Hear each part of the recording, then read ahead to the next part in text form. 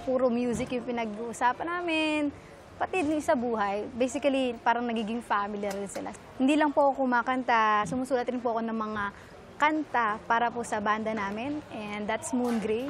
Ako na-enjoy ko yung company ng mga friends ko kasi hindi lang kami bandmates, nagiging friends na rin kami, nagiging family. Ang pinaka-goal ko as a songwriter is to touch the hearts of the people. Sana ma-inspire sila, sana makatulong to sa kanila, sa kung anong mga struggles nila in life. To my bandmates, guys, keep on holding on. At alam ko medyo mahirap na mag-thrive sa ganitong setup, pero let's enjoy yung platform na meron tayo and enjoy lang natin yung company na isa't isa. Hi, Dik Tropa! I'm Yesa Abug, 25 years old, Cavite. Yesa! Oh, Yesa! Abug!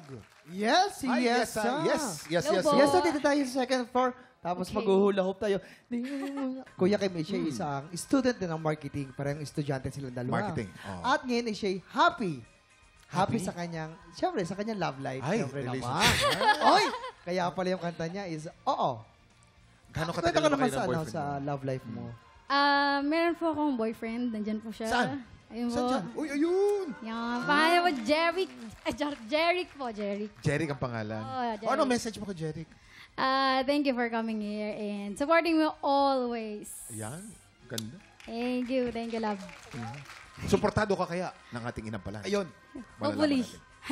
Yes, Gustong-gusto ko yung galaw mo at ease ka sa stage. Bagay yung actions dun sa kanta. Relax na relax. Medyo mahirap yung hinga rito sa kanta na to. Merong mga hindi na tatama yung timing, pero meron naman tama rin. Siguro, kasi medyo mahirap siya talaga eh. So, maganda na sinasabayan mo siya ng galaw para makuha mo yung rhythm. Maganda yon. May parts lang akong napansin na, lalo na yung umadlib ka doon sa di mo lang alam na kumulot Sa last na. po. Yes. Meron. Yung part na yon, lilinisin lang ng konti. Okay naman. Salamat po. Yes, I love the energy, yung stage presence mo. Nagustuhan ko yun.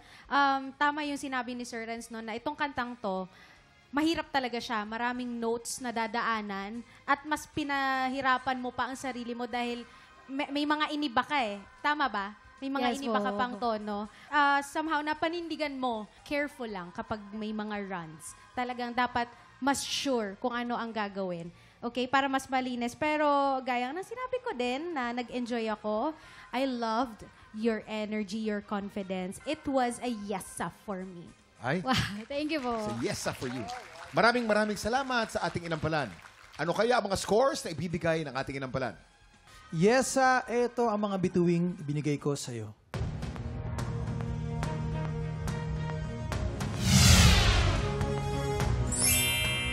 Three stars. Yes, ang stars naman na binigay ko ay...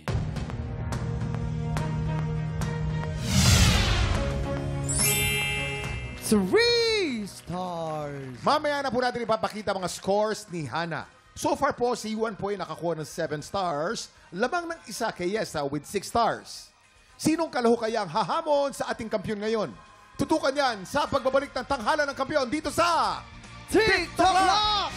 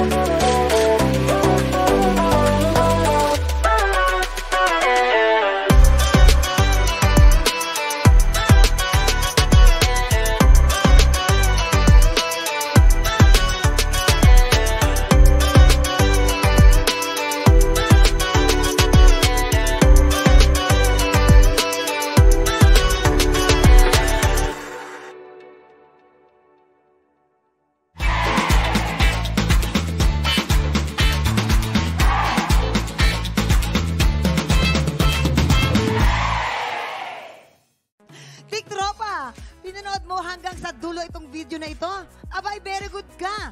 For more happy time, watch more TikTok Lock videos on our official social media pages and subscribe to GMA Network official YouTube channel.